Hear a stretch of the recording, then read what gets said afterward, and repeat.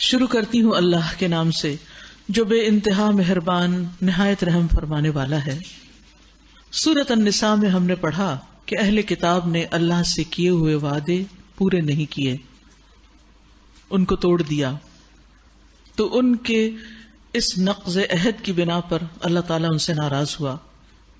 یہاں اس سورت کے شروع میں مومنوں سے کہا جا رہا ہے، یا ایھا الذین آمنوا، اے لوگو جو ایمان لائے ہو، اوفوا بالعقود، تم اپنے عہد و پیمان پورے کرو، یعنی اللہ تعالیٰ کے احکامات کی پابندی کرو۔ اللہ اور بندے کے درمیان جو معاہدے ہیں ان کو پورا کرو، اور بندے بندوں کے ساتھ اللہ کا نام لے کر جو معاہدے کرتے ہیں ان کو بھی پورا کریں۔ پھر اس کے بعد حلال و حرام کے بارے میں کچھ ہدایات ہیں۔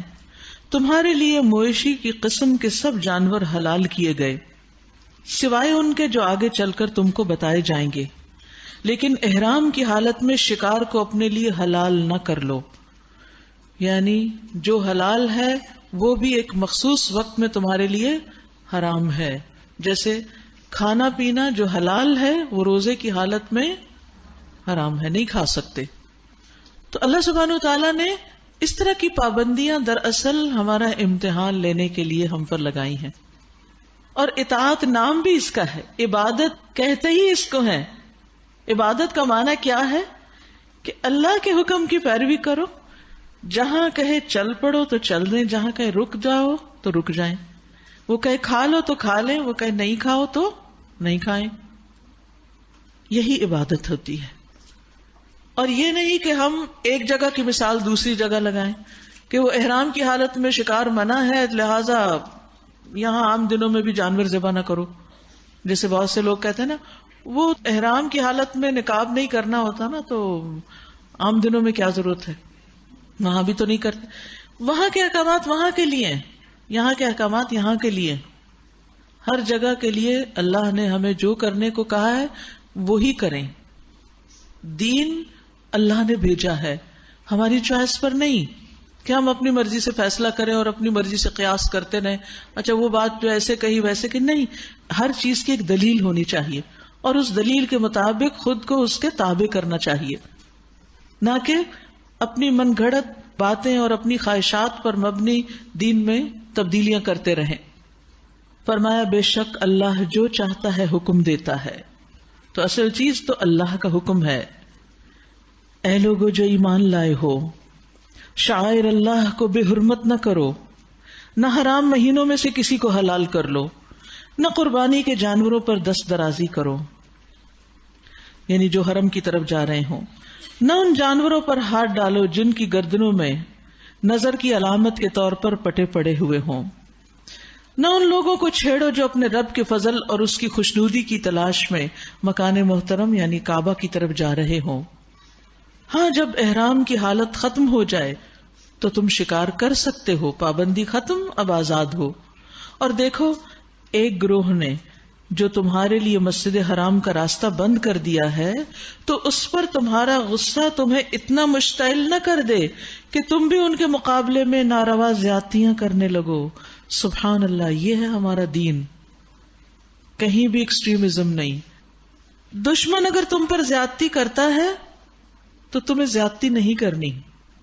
انہوں نے تمہیں مکہ سے نکالا، لہذا اب یہ نہیں کہ تم جواباً ان کے ساتھ ظلم برتو، نہیں، نیکی اور تقوی میں ایک دوسرے سے تعاون کرو۔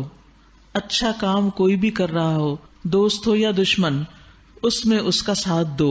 وَلَا تَعَاوَنُوا عَلَى الْإِثْمِ وَالْعُدْوَانِ، گناہ اور زیادتی کے کام میں ایک دوسرے کے ساتھ تعاون مت کرو۔ وَاتَّقُوا اللَّهَ، اور اللہ سے ڈرو۔ ان اللہ شدید العقاب، بے شک اللہ سخت سزا دینے والا ہے۔ گناہ اگر کوئی آپ کا عزیز ترین بھی کر رہا ہو تو اس کو اپریشیٹ مت کرو، اور اگر کوئی کسی پر زیادتی کر رہا ہے، خواہ وہ آپ کے پیرنٹس ہی کیوں نہ ہو، ان کا ساتھ مت دو۔ پیچھے ہم پڑھ چکے ہیں کہ عدل سے کام لو، انصاف کی بات کرو، خواہ اس کی زد تمہاری اپنی جان پر یا تمہارے والدین پر یا اور قریبی لوگوں پہ پڑ رہی ہو۔ ہمیشہ انصاف کی بات کرنی چاہیے۔ وقتی طور پر اگر کوئی ناراض ہو بھی جائے تو جس وقت اس کا غصہ ٹھنڈا ہوگا اس کو سمجھ آ جائے گی کہ اس شخص نے بات تو مجھے صحیح کہی اور حق والی بات کہی، اور اگر وہ نہ سمجھے تو بھی معاملہ اللہ پہ چھوڑ دیں، کیونکہ امر بالمعروف اور نہی عن المنکر تو فرض ہے، وہ تو کرنا ہی ہے۔ ان اللہ شدید العقاب، بے شک اللہ سخت سزا دینے والا ہے۔ تو اب یاد رکھیے کہ یہاں پر بر اور تقوی دو چیزوں کو ساتھ ساتھ رکھا، یعنی کہ نیکی اور تقوی، ان دو کے اوپر تعاون کرو دوسروں کے ساتھ، یعنی نیکی کا کام کوئی بھی کر رہا ہے اس کے ساتھ مل جاؤ۔ ابو مسعود بدری کہتے ہیں کہ ایک شخص نبی صلی اللہ علیہ وسلم کے پاس سواری مانگنے کے لیے آیا اور کہا کہ میرے پاس سواری نہیں، تو آپ نے فرمایا کہ تم فلاں شخص کے پاس جاؤ۔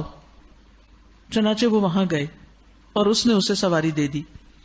تو رسول اللہ صلی اللہ علیہ وسلم نے فرمایا جس نے بھلائی کا رستہ دکھا دیا تو اسے اتنا ہی اجر ملتا ہے جتنا کہ اس کے کرنے والے کو ملتا ہے۔ یعنی اگر آپ خود نہیں کسی کو کوئی چیز دے سکتے لیکن آپ کو یہ معلوم ہے کہ کوئی اور دے سکتا ہے تو اس کی رہنمائی اس طرف کر دو تاکہ اس کا کام بن جائے۔ من یشفع شفاعۃ حسنۃ یکن لہ نصیب منہا، جو کسی کی اچھی سفارش کرے گا تو اس کو اس میں سے حصہ مل جائے گا، صرف سفارش کرنے سے۔ پھر فرمایا حرمت علیکم المیتۃ والدم ولحم الخنزیر وما اہل لغیر اللہ بہ، تم پر حرام کیا گیا مردار، خون، سور کا گوشت، وہ جانور جو اللہ کے سوا کسی اور کے نام پر ذبح کیا گیا ہو، یعنی جسے ذبح کرتے ہوئے اللہ کے علاوہ اس پر کسی اور کا نام پڑھا جا رہا ہو، چاہے وہ اللہ کے رسول ہی کیوں نہ ہو، چاہے وہ کوئی اور بزرگان دین میں سے کیوں نہ ہو۔ اور پھر جو گلا گھٹ کر یا چوٹ کھا کر یا بلندی سے گر کر یا ٹکر کھا کے مرا ہو وہ بھی حرام ہے، یا جسے کسی درندے نے پھاڑا ہو سوائے اس کے جسے تم نے زندہ پا کر ذبح کر لیا ہو، اور وہ جو کسی آستانے پر ذبح کیا گیا ہو، کسی کی قبر پر یا جہاں کوئی بت رکھا گیا ہو۔ نیز یہ بھی تمہارے لیے ناجائز ہے کہ 500 کے ذریعے سے اپنی قسمت معلوم کرو، یہ سب فسق ہے، نافرمانی کے کام ہے۔ اللہ سبحانہ و تعالیٰ نے واضح کر کے بتا دی کہ کیا کیا کرنا تمہارے لیے جائز نہیں۔ یاد رکھیے اللہ سبحانہ و تعالیٰ نے جو چیزیں ہم پر حرام کی ہیں وہ دراصل ہماری حفاظت کے لیے ہیں، ہمیں نقصان سے بچانے کے لیے ہیں۔ کبھی اللہ سبحانہ و تعالیٰ اس کی حکمت بیان کر دیتا ہے اور کبھی بیان نہیں بھی کرتا، لیکن ہمیں یہ یقین ہونا چاہیے کہ ہمارا رب ہمیں کسی چیز سے روک رہا ہے تو اس میں ہمارا فائدہ ہی ہے، کیونکہ وہ اپنے بندوں پر بے حد مہربان ہے۔ جو اتنا مہربان اور رحیم ہے وہ بھلا کیوں ہم پر زیادتی کرے گا اور ہمیں کیوں ایک اچھی چیز سے روک دے گا؟ وہ ایسا نہیں کر سکتا۔ آپ دیکھیے کہ جب ہمیں کسی انسان پر اعتماد ہوتا ہے، اپنے والدین پر ہوتا ہے یا اپنے کسی عزیز دوست پر ہوتا ہے یا استاد پر ہوتا ہے، تو ہم اس کے کہنے سے وہ کام کر لیتے ہیں جو وہ ہمیں کہتا ہے اور اس سے رک جاتے ہیں جس سے وہ روکتا ہے، کیونکہ یہ ٹرسٹ کی بات ہے۔ ڈاکٹر ہمیں جو دوا دیتا ہے تو ہم یہ تھوڑی دیکھتے ہیں کہ یہ ہمارے لیے واقعی فائدے کی ہے یا نہیں، کیونکہ ہم تو ڈاکٹر نہیں، ہم تو اس کے علم کی وجہ سے، اس کے تجربے کی وجہ سے اس پر اعتماد کرتے ہیں۔ تو اگر ہمارا اعتماد اللہ سبحانہ و تعالی پر اتنا بھی ہو جائے جتنا ہم ایک ڈاکٹر پر کرتے ہیں یا ایک ٹیچر پر یا اپنے پیرنٹس پر، تو ہم ان ساری چیزوں کو چھوڑ دیں جن سے اللہ نے منع کیا کہ ان کے پاس نہ پٹکو، ان کے قریب بھی نہ جائیں، ہمیں گناہوں سے کوئی دلچسپی نہ ہو۔ لیکن بات یہ ہے کہ پھر وہی بات، ایمان کمزور ہے، یقین کی کمی ہے، اعتماد کی کمی ہے، یا پھر اپنی خواہشات سے مغلوب ہیں۔ الیوم یئس الذین کفروا من دینکم فلا تخشوہم واخشونی، آج کافروں کو تمہارے دین کی طرف سے پوری مایوسی ہو چکی، یعنی انہیں پتہ چل گیا کہ تم ان کی پیروی کرنے والے نہیں، لہٰذا تم ان سے نہ ڈرو بلکہ مجھ سے ڈرو۔ آج سے مراد وہ وقت ہے جب یہ آیات نازل ہو رہی تھی۔ الیوم اکملت لکم دینکم واتممت علیکم نعمتی ورضیت لکم الاسلام دینا، آج میں نے تمہارے دین کو تمہارے لیے مکمل کر دیا اور اپنی نعمت تم پر تمام کر دی۔ اور تمہارے لیے اسلام کو تمہارے دین کی حیثیت سے قبول کر لیا، لہذا اس دین میں اب جو کچھ بھی ہے، حلال حرام کے بارے میں، جائز ناجائز کے بارے میں جو کچھ بتایا گیا ہے، اب اس کی پابندی کرو۔ البتہ جو شخص بھوک سے مجبور ہو کر ان میں سے کوئی چیز کھا لے بغیر اس کے کہ گناہ کی طرف اس کا میلان ہو، تو بے شک اللہ معاف کرنے والا اور رحم کرنے والا ہے۔ آپ نے دیکھا ہوگا ان بچوں کو جو کوڑے کے ڈھیر سے مختلف چیزیں چن چن کے کھا رہے ہوتے ہیں، بھوک سے بے چین ہو کر، جس کھانے کی طرف آپ دیکھنا بھی نہیں چاہتے، نہ وہ طیب ہوتا ہے، اور بعض اوقات شاید اس میں سے کچھ چیزیں حلال بھی نہ ہو، لیکن ان کے لیے بھوک مٹانے کے لیے اس کی رخصت ہے، لیکن جس کے پاس حلال ہے اس کے لیے نہیں۔ فَإِنَّ اللَّهَ غَفُورٌ رَحِيمٌ، بے شک اللہ معاف کرنے والا اور رحم فرمانے والا ہے۔ اسے بندے کے حال کا پتہ ہے کہ کون کس مجبوری سے کس چیز کی پابندی نہیں کر پا رہا۔ لوگ پوچھتے ہیں کہ ان کے لیے کیا حلال کیا گیا ہے؟ کہیے تمہارے لیے ساری پاک چیزیں حلال کر دی گئیں، جسے پیچھے بھی ذکر ہوا تھا نا کل، کہ حرام لمیٹڈ ہے، بس گن کے بتا دیا یہ چیزیں نہیں کھانی، یہ کام نہیں کرنے، اور باقی سب تمہارے لیے حلال ہے، جائز ہے۔ تو حلال کا دائرہ وسیع ہے، حرام محدود ہے، لمیٹڈ ہے۔ اور جن شکاری جانوروں کو تم نے سدھایا ہو، جن کو اللہ کے دیے ہوئے علم کی بنا پر تم شکار کی تعلیم دیتے ہو، جیسے شکاری کتے وغیرہ، وہ جس جانور کو تمہارے لیے پکڑ رکھیں اس کو بھی تم کھا سکتے ہو، یعنی جب اللہ کا نام لے کر ان کو چھوڑو، البتہ اس پر اللہ کا نام لے لو۔ اس سے یہ پتہ چلتا ہے کہ کوئی بھی گوشت حلال اس وقت ہوتا ہے جب اس کا شکار اللہ کے نام سے کیا جائے یا ذبح اس کو اللہ کے نام سے کیا جائے، یعنی ذبح کرتے وقت اللہ کا نام لینا ضروری ہے۔ اور اللہ کا قانون توڑنے سے ڈرو، اللہ کو حساب لیتے کچھ دیر نہیں لگتی۔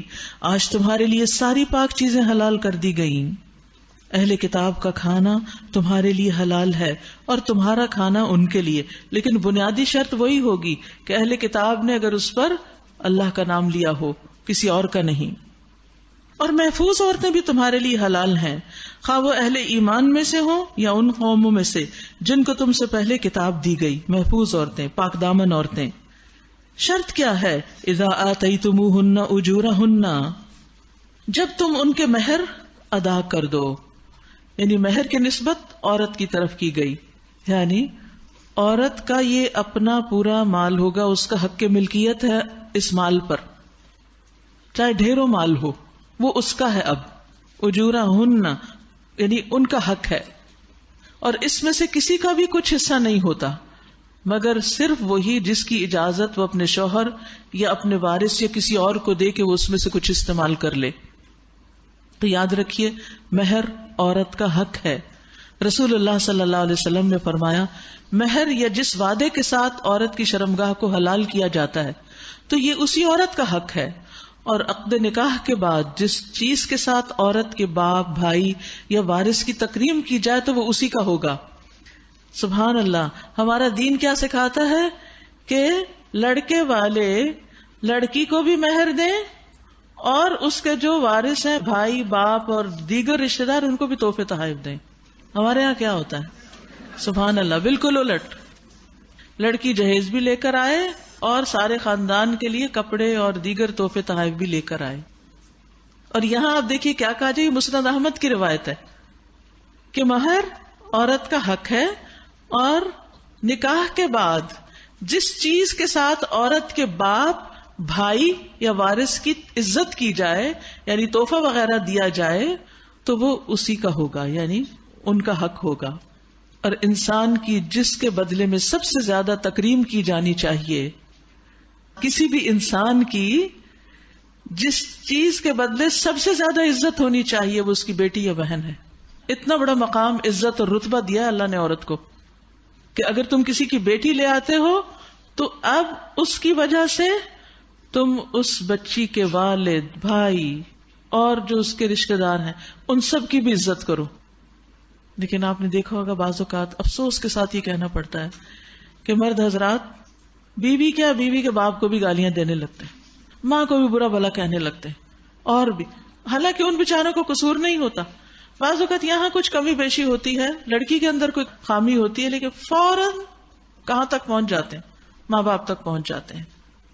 یا اور خاندان کو تانے ملنے لگتے ہیں کہ تمہارا تو خاندان ہی ایسا ہے. تو یاد رکھیے کہ بیٹی اور بہن جو کسی کے ساتھ بیاہ دیتا ہے تو وہ شخص بذات خود بھی عزت کے قابل ہوتا ہے. یعنی جس نے اپنی بہن دے دی تمہیں، جس نے اپنی بیٹی دے دی تمہیں، اب اس کی عزت کرو، اس کا احترام کرو. لیکن ہمارے ہاں کیا کلچر ہے، بیٹی کے گھر سے پانی بھی نہیں پینا. اب تو خیر اس میں بہت حد تک اصلاح ہو گئی ہے، لیکن ابھی تک بھی ایک وہ ہے کہ لڑکی کے گھر والوں میں سے کوئی نہ آئے تو بہت کم آئے. لڑکی اپنے میکے نہ جائے، 100% پوزیشن ہو، قید ہو، کنٹرول ہو. یہ طریقہ درست نہیں. اب دیکھیے کہ ایک بچی جس نے اپنی زندگی کے 20-25 سال ایک خاص گھر میں گزارے اور ان کی آپس کی محبتیں تھیں، پھر وہ وہاں سے سب کچھ چھوڑ کر آ گئی. کیا اس کی کوئی یادیں یا اس کے کوئی جذبات اس سے وابستہ نہیں جہاں سے وہ آئی ہیں؟ اور آپ دیکھیے کہ ہم سب خود خواتین ہیں، ہم سب اپنے اپنے میکے کو جو اہمیت دیتے ہیں یا ان سے جو محبت یا جو والدین کے ساتھ ایک اٹیچمنٹ ہے، خصوصاً بیٹیوں کو ماں باپ کے ساتھ جو ایک اٹیچمنٹ ہوتی ہے، اس کو آپ کبھی ختم نہیں کر سکتے. تو اس لیے کبھی بھی ایسی پابندیاں نہیں لگانی چاہیے کہ جس کی وجہ سے پھر آپس کے تعلقات بہت خراب ہونے لگے.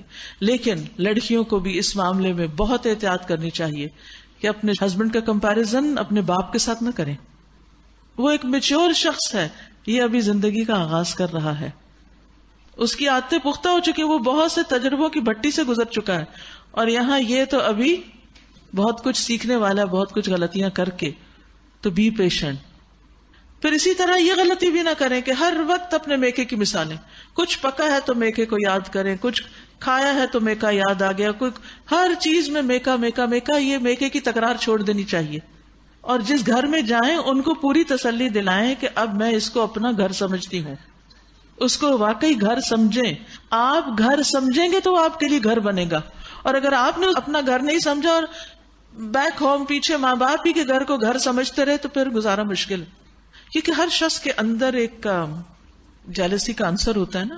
جب وہ دیکھتا ہے کہ یہ شخص مجھ سے زیادہ کسی اور کو امپورٹنس دے رہا ہے، شوہر یہ دیکھتا ہے کہ یہ مجھ سے زیادہ اپنے باپ کی باتیں اور تعریفیں کرتی، ساس دیکھتی ہے کہ ہر چیز میں اپنی ماں کو زیادہ پریفرنس دیتی، تو پھر ان کی محبت آپ کو کیسے ملے گی؟ محبت دینے سے ملتی، احترام دینے سے ملتا ہے، قدر کرنے سے واپس قدر لوٹتی. تو دینے والے بن جائیں. وَمِمَّا رَزَقْنَاهُمْ يُنْفِقُونَ. جب آپ دیں گے تو انشاءاللہ محروم نہیں ہوں گے کبھی.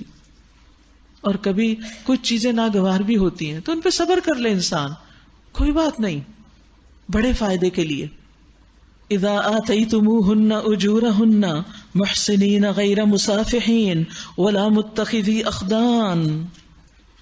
یعنی کسی بھی عورت کے ساتھ تمہارا تعلق نکاح کے ساتھ ہو، اس پہ باقاعدہ حق کے مہر دیا گیا ہو، اور پھر ان کی حفاظت بھی ہو. یعنی ایک عورت کی شادی کے بعد شوہر قوام ہوتا ہے، اس کی ذمہ داری ہے کہ وہ عورت کو پروٹیکشن فراہم کرے. محسنین قید نکاح میں لائے، غیر مسافحین زنا کے تعلقات نہ ہوں، ولا متخذی اخدان اور نہ چوری چھپے آشنائیاں، دوستیاں، چھپ چھپ کے دوستیاں اور چھپ چھپ کے تعلقات. اسلام اس کی اجازت نہیں دیتا. شادی کے بغیر کی محبتیں اس کی اجازت نہیں دیتا. اگر کسی کا بھی کوئی ایسا ریلیشن ہو تو اس کا حل کیا ہے کہ انسان شادی کر لے، اور اگر شادی نہیں ہو سکتی، ناممکن ہے، تو اس ریلیشن شپ سے باہر آ جائے، کیونکہ یہ انسان کے لیے بہت بڑا فتنہ ہے. اور اس میں پڑھ کر انسان نہ اپنی عبادت کا رہتا ہے اور نہ ہی کسی اور کام کا. اول تو انسان اپنے آپ کو فتنے والی جگہوں سے بچائے، لیکن اگر کسی وجہ سے کسی فتنے میں پڑ گیا ہے تو اس سے باہر آئے اور اپنے دین ایمان کو محفوظ کرے. اور یہاں مردوں کو حکم دیا جا رہا ہے کہ وہ باقاعدہ نکاح کریں، نکاح کے بغیر تعلقات مت رکھیں.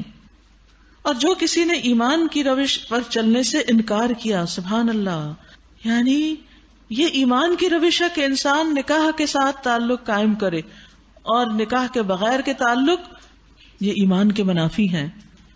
تو اگر کسی نے ایمان کی روش پہ چلنے سے انکار کیا، وَمَن يَكْفُرْ بِالْإِيمَانِ فَقَدْ حَبِطَ عَمَلُهُ، تو اس کا سارا عمل ضائع ہو جائے گا، وَهُوَ فِي الْآخِرَةِ مِنَ الْخَاسِرِينَ، اور وہ آخرت میں خسارہ پانے والوں میں شامل ہو جائے گا۔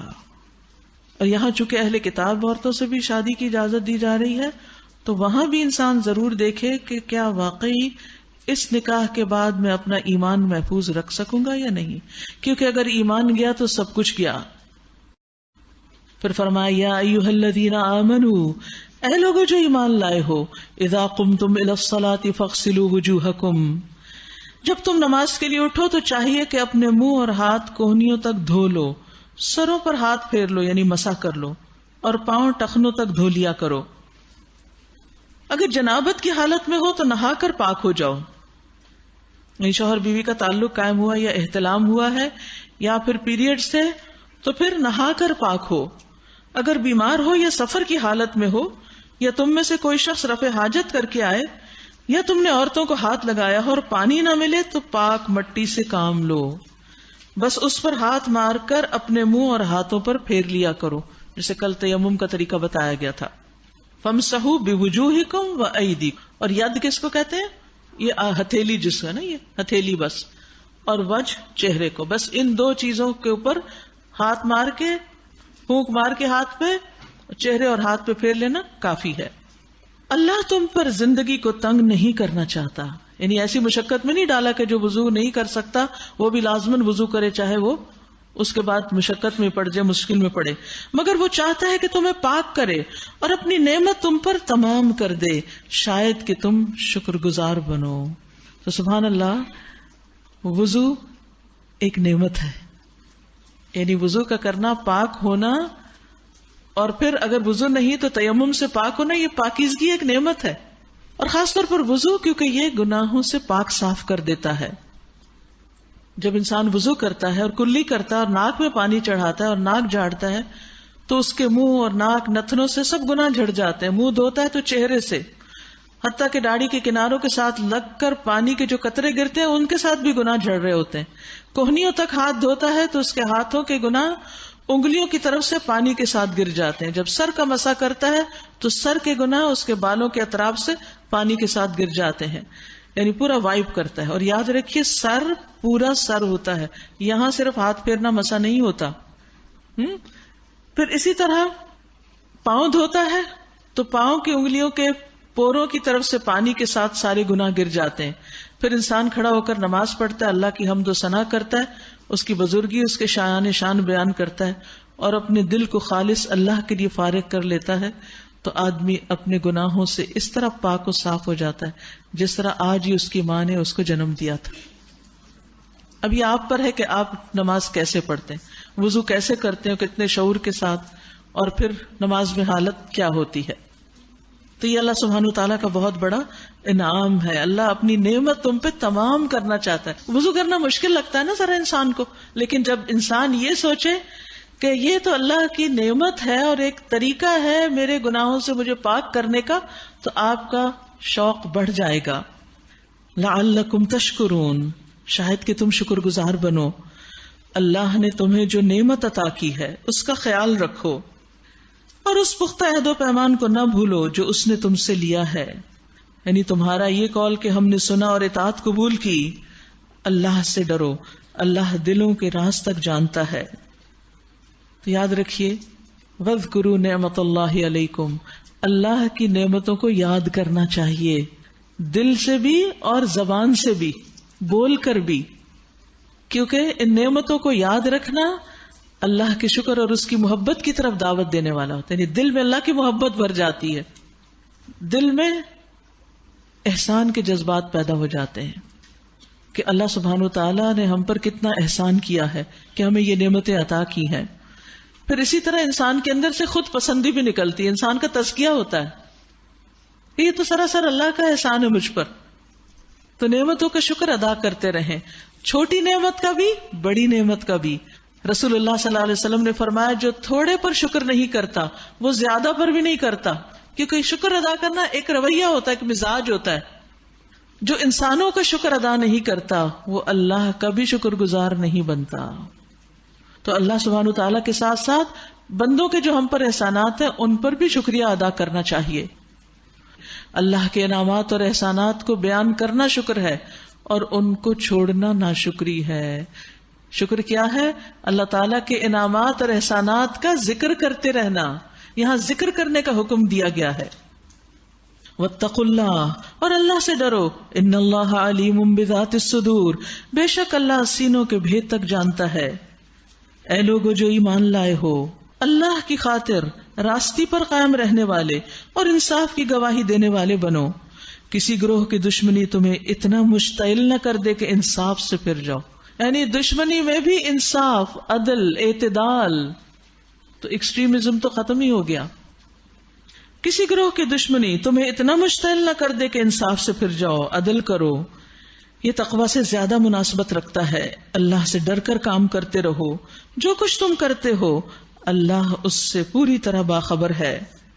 وعد اللہ الذین آمنوا وعملوا الصالحات، جو لوگ ایمان لائے اور نیک عمل کریں اللہ نے ان سے وعدہ کیا ہے. کیا؟ لہم مغفرۃ واجر عظیم، کہ ان کے لیے بخشش اور اجر عظیم ہے.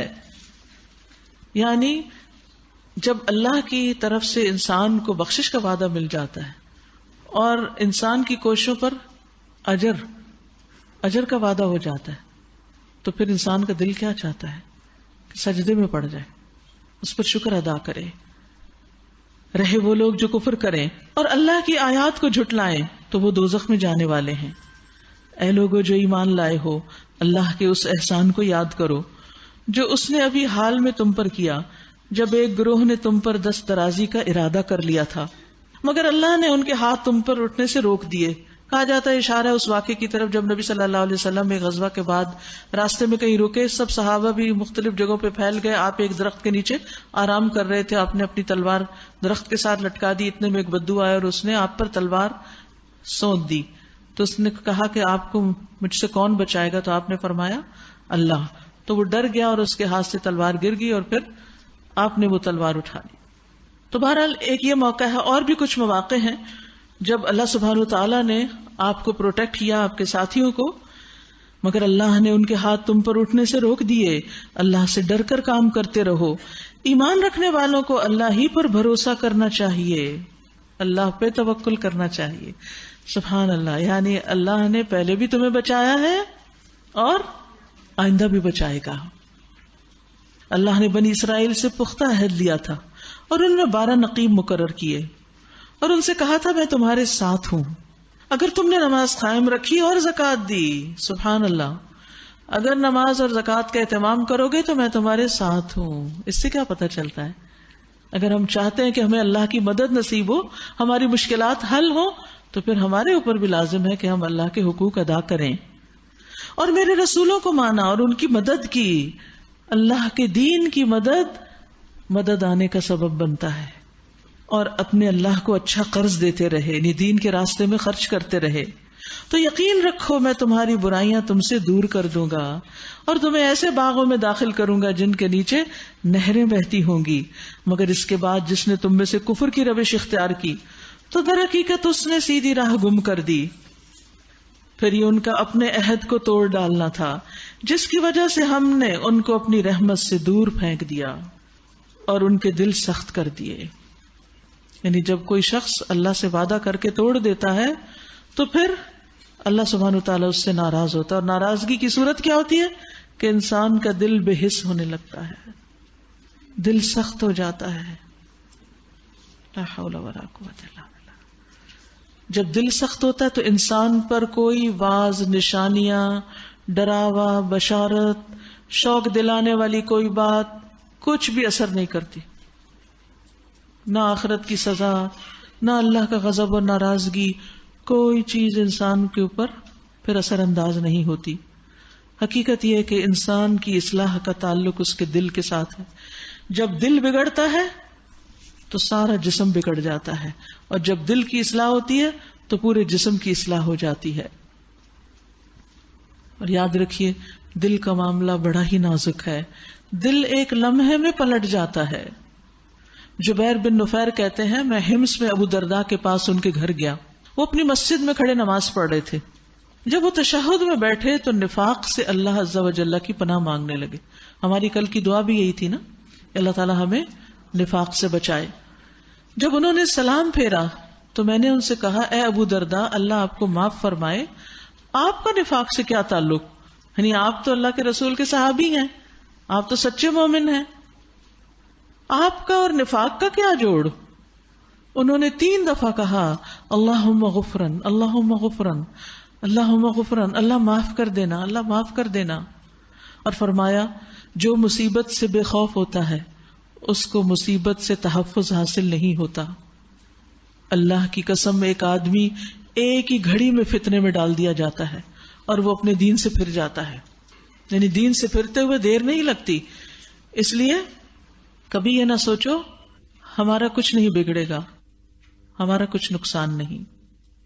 تو یہود پر، اہل کتاب پر لعنت کس وجہ سے کی گئی؟ کیونکہ انہوں نے اللہ سے کیے ہوئے اپنے عہد توڑ دیے اور پھر اللہ نے ان کے دل سخت کر دیے. اس وجہ سے اب ان کا حال کیا ہے؟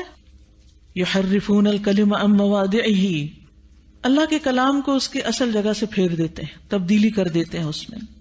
وَنَسُوا حَظًّا مِّمَّا ذُكِّرُوا بِهِ، جو تعلیم انہیں دی گئی تھی اس کا بڑا حصہ بھول چکے ہیں. استغفر اللہ.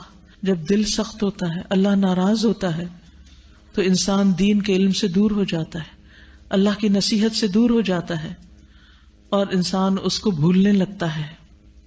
یعنی جب انسان اللہ کے دین کی پرواہ نہیں کرتا تو پھر وہ دین اس سے دور چلا جاتا ہے.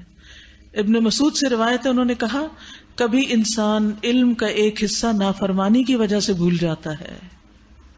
اور پھر انہوں نے یہی آیت تلاوت کی، اور آئے دن تمہیں ان کی کسی نہ کسی خیانت کا پتہ چلتا رہتا ہے، ان میں سے بہت کم لوگ اس عیب سے بچے ہوئے ہیں.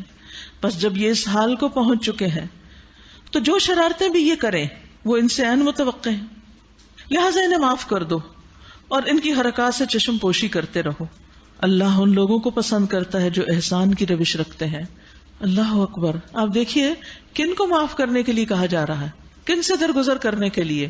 جن کے دل سخت ہیں، جن کو کوئی بات اثر نہیں کرتی، جو اللہ کے کلام میں بھی ٹیمپرنگ کرتے رہتے ہیں اور اس کو بھی پھیرتے ہیں، جو دین کی تعلیم کا ایک بڑا حصہ بھول چکے ہیں، سب کچھ پڑھ لکھ کے فراموش کر دیا انہوں نے. ان کی خیانتوں کا بھی پتہ چلتا ہے، کہا ان کو درگزر کرو، اگنور کرو. کتنی خوبصورت تعلیم ہے ہمارے دین کی.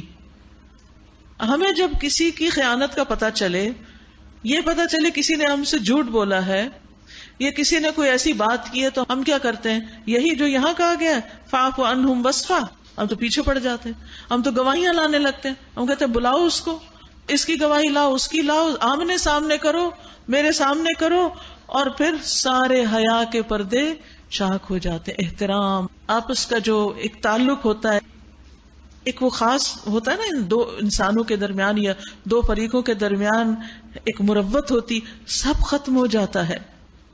ہمیں پتہ بھی چل جائے کہ کوئی شخص ہمارے ساتھ سنسیئر نہیں تو بس محتاط رہیں، لیکن تانے دینے کی ضرورت نہیں. مجھے سب پتا ہے کہ تم بالکل سنسیئر نہیں میرے ساتھ. اس بات سے کیا ہوگا؟ وہ اگر نہیں تو اور پکا ہو جائے گا. تو لوگوں کی اصلاح کا یہ طریقہ نہیں. ان اللہ یحب المحسنین، اللہ ان لوگوں کو پسند کرتا ہے جو محسنین ہوتے ہیں. اسی طرح ہم نے ان لوگوں سے بھی پختہ عہد لیا جنہوں نے کہا تھا کہ ہم نصارہ ہیں. پچھلی سب باتیں تو یہود سے متعلق تھی، اب نصارہ سے متعلق. مگر ان کو بھی جو سبق یاد کرایا گیا اس کا ایک بڑا حصہ انہوں نے فراموش کر دیا. آخرکار ہم نے ان کے درمیان قیامت تک کے لیے دشمنی اور آپس کے بغض و عناد کا بیج بو دیا. یاد رکھیے، دین پڑھنے پڑھانے والے یا دین کا کام کرنے والے، دین کی خدمت کرنے والے جب کتاب سے دور ہوتے ہیں، جب پڑھنا پڑھانا چھوڑ دیتے ہیں، جب اس اصل تعلیم کو بھول جاتے ہیں، تو آپس میں دشمنی اور عناد پیدا ہو جاتے ہیں. کیونکہ دلوں کو نرم کرنے والی، تزکیہ کرنے والی، صاف کرنے والی چیز تو کوئی رہی نہیں. تو پھر میل مٹی ہی جمے گی نا، اور پھر کدورتیں ہی پیدا ہوں گی نا، پھر آپس میں ایک دوسرے سے اختلافات ہی ہوں گے. محبتیں تو رخصت ہو جائیں گی. محبتیں تو ہیں اس کلام کی وجہ سے، آپس میں اس دین کی وجہ سے. اور ضرور ایک وقت آئے گا جب اللہ انہیں بتائے گا کہ وہ دنیا میں کیا بناتے رہے. اے اہل کتاب، ہمارا رسول تمہارے پاس آ گیا ہے، ہمارا رسول تمہارے پاس آ گیا ہے جو کتاب الہی کی بہت سی ان باتوں کو تمہارے سامنے کھول رہا ہے جن پر تم پردہ ڈالا کرتے تھے، اور بہت سی باتوں سے درگزر بھی کر جاتا ہے۔ تمہارے پاس اللہ کی طرف سے روشنی آ گئی ہے اور ایسی کتاب جو حق واضح کر دینے والی ہے۔ اللہ اس کے ذریعے ان لوگوں کو جو اس کی رضا کے طالب ہیں سلامتی کے طریقے بتاتا ہے۔ سبحان اللہ، اس کتاب کے ذریعے اللہ کس کو راستے بتاتا ہے؟ جو اس کی رضامندی چاہتے ہیں، جو اللہ کو راضی کرنا چاہتا ہے، وہ پھر اس کتاب سے ہی جاننا چاہتا ہے کہ اللہ کن باتوں سے راضی ہوتا ہے، اور اپنے اذن سے ان کو اندھیروں سے نکال کر اجالے کی طرف لاتا ہے اور راہ راست کی طرف ان کی رہنمائی کرتا ہے۔ یاد رکھیے، جو اللہ کی رضا تک پہنچنے کی شدید خواہش رکھتا ہے اور کوشش کرتا ہے تو اللہ سبحانہ وتعالی اسے اس کتاب کے ذریعے ہدایت دے دیتا ہے، اور اگر اس کی نیت اچھی ہو، ارادہ پختہ ہو، تو سلامتی کے راستوں کی طرف لے جاتا ہے اور بالآخر اس کو دار السلام یعنی جنت تک پہنچا دیتا ہے۔ آپ کو یاد ہوگا کہ جنگ احد کے بعد جن لوگوں نے اللہ کے رسول کی پکار پر لبیک کہی اور زخموں سے چور ہونے کے باوجود آپ کے ساتھ چل پڑے، اور آپ ہمراہ الاسد تک ان کو ساتھ لے گئے اور وہاں سے وہ تجارت کر کے لوٹے، تو ان کے بارے میں اللہ تعالیٰ نے کیا فرمایا کہ وہ اللہ کی نعمت اور فضل کے ساتھ لوٹے، انہیں کوئی تکلیف نہیں پہنچی اور انہوں نے اللہ کی رضا کی پیروی کی تھی۔ تو جو اللہ کی رضا کا متلاشی ہوتا ہے، اللہ سبحانہ وتعالیٰ اس کو اپنے فضل سے نوازتا ہے۔ حدیث میں آتا ہے، مسند احمد کی روایت ہے، انسان اللہ کی رضا حاصل کرتا ہے اور اس میں مسلسل لگا رہتا ہے تو اللہ تعالیٰ جبریل سے فرماتا ہے، میرا فلاں بندہ میری رضا کی تلاش میں ہے، مجھے راضی کرنا چاہتا ہے، آگاہ رہو، اس پر میری رحمت ہے۔ اس پر جبریل کہتے ہیں کہ فلاں آدمی پر اللہ کی رحمت ہو۔ حاملین عرش بھی یہی کہتے ہیں، ان کے آس پاس کے فرشتے بھی یہی کہنے لگتے ہیں، حتیٰ کہ ساتوں آسمانوں والے بھی یہی کہنے لگتے ہیں۔ پھر یہ بات زمین پر اتار دی جاتی ہے، کیا کہ فلاں پر اللہ کی رحمت ہو، وہ اللہ کی رضا کی تلاش میں ہے۔ یعنی لوگوں کو خود ہی پتہ چل جاتا ہے کہ یہ بندہ اللہ کی رضا کے لیے کام کرتا ہے۔ وہ اپنے اذن سے ان کو اندھیروں سے نکال کر اجالے کی طرف لاتا ہے اور راہ راست کی طرف ان کی رہنمائی کرتا ہے۔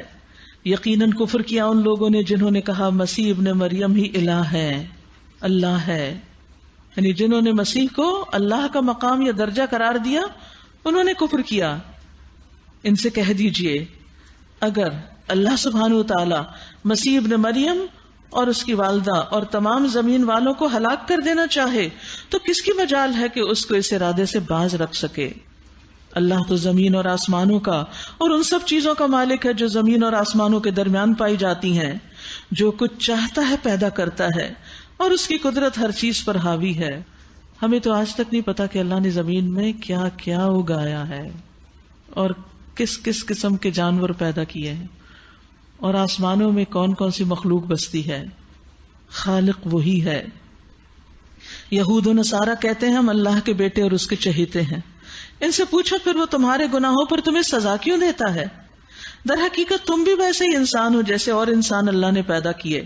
وہ جسے چاہتا ہے معاف کرتا ہے اور جسے چاہتا ہے سزا دیتا ہے۔ زمین اور آسمان اور ان کی ساری موجودات اس کی ملکیت میں ہیں اور اسی کی طرف سب کو جانا ہے۔ اے اہل کتاب، ہمارا یہ رسول ایسے وقت تمہارے پاس آیا ہے اور دین کی واضح تعلیم تمہیں دے رہا ہے، جبکہ رسولوں کی آمد کا سلسلہ ایک مدت سے بند تھا، تاکہ تم یہ نہ کہہ سکو کہ ہمارے پاس کوئی بشارت دینے والا اور ڈرانے والا نہیں آیا۔ سو دیکھو، اب وہ بشارت دینے والا اور ڈرانے والا آ گیا ہے اور اللہ ہر چیز پر قادر ہے۔ یاد کرو جب موسیٰ نے اپنی قوم سے کہا تھا کہ اے میری قوم کے لوگو، اللہ کی اس نعمت کا خیال کرو جو اس نے تمہیں عطا کی۔ اس نے تم میں نبی پیدا کیے، تمہیں فرما روا بنایا اور تمہیں وہ کچھ دیا جو دنیا میں کسی کو نہ دیا۔ اے میری قوم، اس مقدس سرزمین میں داخل ہو جاؤ جو اللہ نے تمہارے لیے لکھ دی، پیچھے نہ ہٹو ورنہ ناکام و نامراد پلٹو گے۔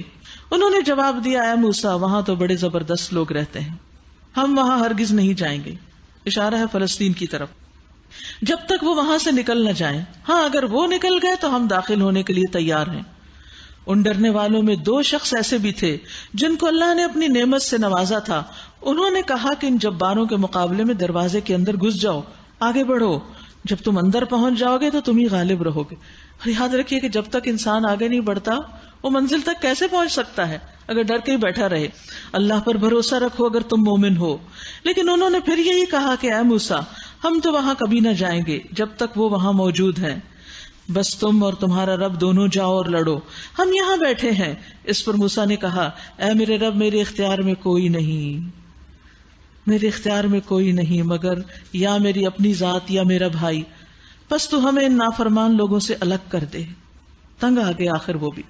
اللہ نے جواب دیا اچھا تو وہ ملک یعنی فلسطین 40 سال تک ان پر حرام ہے، یہ زمین میں مارے مارے پھریں گے، یعنی صحرائے تیہ کی طرف اشارہ ہے جس میں وہ تھے کہ اسی میں ہی گھومتے پھرتے رہیں گے. ان نافرمانوں کی حالت پر ہرگز ترس نہ کھاؤ. اور پھر ہوا ہی یہی کہ ان 40 سالوں میں یہ جو بڑوں کی ساری نسل تھی یہ ختم ہوئی. وہ بچے جو صحرا میں پیدا ہوئے اور وہیں ان مشقتوں میں پل بڑھ کے جوان ہوئے، یوشع بن نون کی قیادت میں پھر ان سب نے فلسطین کا رخ کیا اور اس کو فتح کر لیا. وَاتْلُ عَلَيْهِمْ نَبَأَ ابْنَيْ آدَمَ بِالْحَقِّ، اور ذرا انہیں آدم کے 2 بیٹوں کا قصہ بھی بے کم و کاس سنا دو. جب ان دونوں نے قربانی کی تو ان میں سے ایک کی قربانی قبول کر لی گئی اور دوسرے کی نہ کی گئی. اس نے کہا میں تجھے مار ڈالوں گا. حسد ہو گیا نا کہ اس کی کیوں قبول ہو گئی، میری کیوں نہیں ہوئی. اپنی غلطی نہیں دیکھی کہ کیوں نہیں ہوئی. چاہیے تو یہ تھا کہ اپنی کمی کوتاہی پہ وہ غور کرتے، لیکن دوسرے پہ الزام. اس نے جواب دیا اللہ تو متقی لوگوں کی نظر قبول کرتا ہے. اگر تو مجھے قتل کرنے کے لیے ہاتھ اٹھائے گا تو میں تجھے قتل کرنے کے لیے ہاتھ نہ اٹھاؤں گا.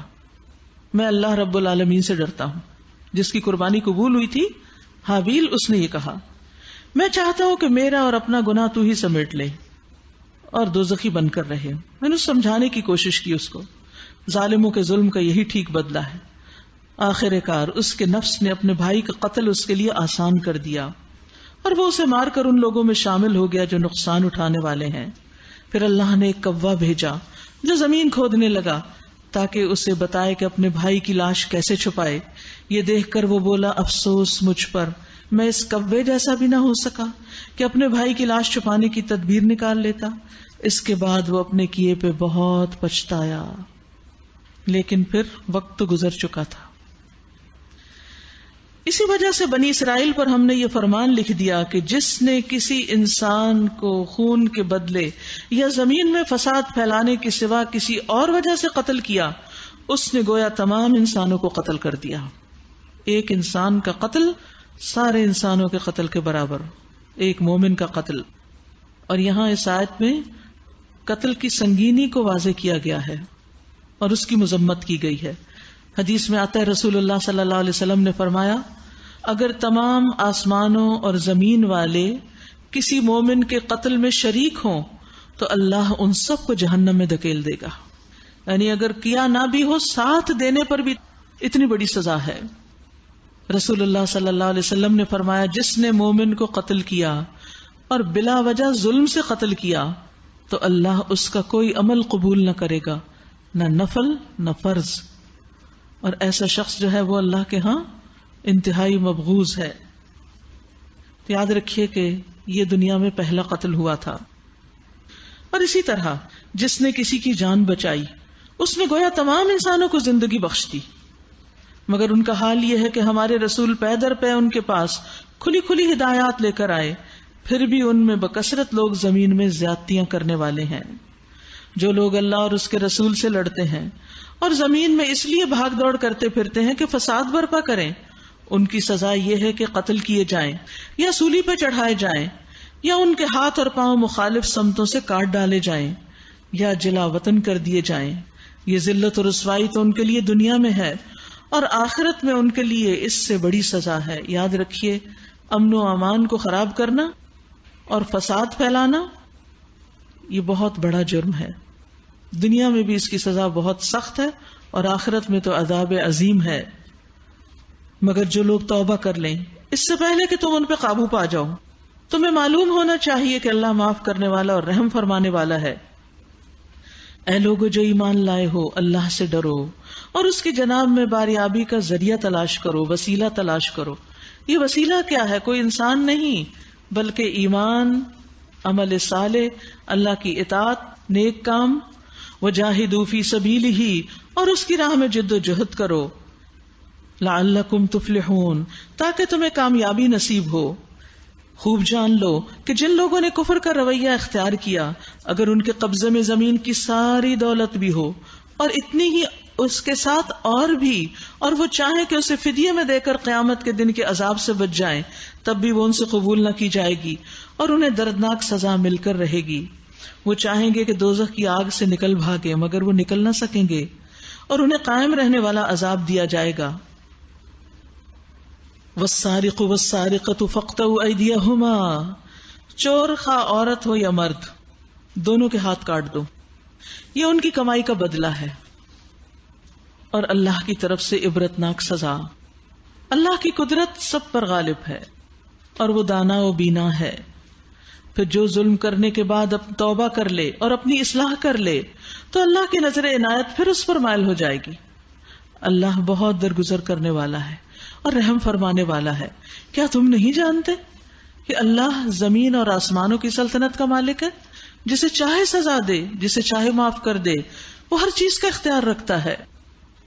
اے پیغمبر، آپ کے لیے باعث رنج نہ ہو وہ لوگ جو کفر کی راہ میں بہت دوڑ دھوپ کر رہے ہیں، خواہ وہ ان میں سے جو منہ سے کہتے ہیں ہم ایمان لائے مگر دل ان کے ایمان نہیں لائے، یعنی منافق، یا ان میں سے ہو جو یہودی بن گئے، جن کا حال یہ ہے کہ جھوٹ کے لیے کان لگاتے ہیں اور دوسرے لوگوں کی خاطر جو تمہارے پاس کبھی نہیں آئے سن گن لیتے پھرتے ہیں، جاسوسی کرتے ہیں۔ کتاب اللہ کے الفاظ کو ان کی اصل جگہ متعین ہونے کے باوجود اصل معنی سے پھیر دیتے ہیں، اور لوگوں سے کہتے ہیں کہ اگر تمہیں یہ حکم دیا جائے تو مانو ورنہ نہ مانو۔ جسے اللہ ہی نے فتنے میں ڈالنے کا ارادہ کر لیا ہو، اس کو اللہ کی گرفت سے بچانے کے لیے تم کچھ نہیں کر سکتے۔ اللہ اکبر۔ یہ وہ لوگ ہیں جن کے دلوں کو اللہ نے پاک کرنا نہ چاہا، ان کے لیے دنیا میں رسوائی ہے اور آخرت میں سخت سزا۔